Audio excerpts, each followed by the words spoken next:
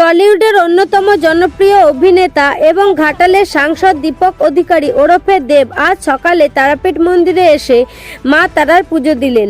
সকাল 8:30টার সময় তিনি মন্দির চত্বরে পৌঁছান। নতুন বাংলা ছবি খাদানের সাফল্যের জন্য তিনি দেবীর কাছে প্রার্থনা করেন। দেবের সঙ্গে উপস্থিত ছিলেন ছবির বিভিন্ন কলাকুশলীরা। পুজো দেওয়ার পর দেব বলেন, মা তারার আশীর্বাদ ছাড়া কিছুই সম্ভব নয়। নতুন ছবির সাফল্যের জন্য মায়ের কাছে আশীর্বাদ চেয়েছি। আশা করি দর্শকদের ভালোবাসা পাবো। দেবের মন্দির দর্শনে খবর ছড়িয়ে পড়তেই ভক্তদের ভিড় জমে যায় তারাপীঠে।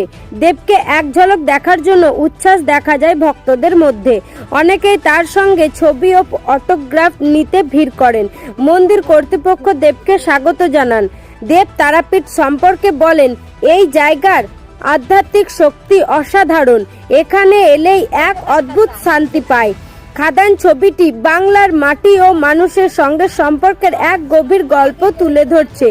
দেবের তারাপীঠ মন্দির দর্শনকে কেন্দ্র করে ভক্তদের মধ্যে ছবিটি ঘিরে আগ্রহ বাড়ছে।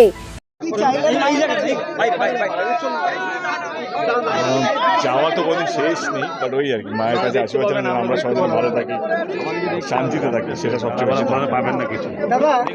বাংলাদেশ নিয়ে কি বলবেন, যা পরিস্থিতি চলছে মন্দিরে ব্যুরো রিপোর্ট, তারাপীঠ টিভি।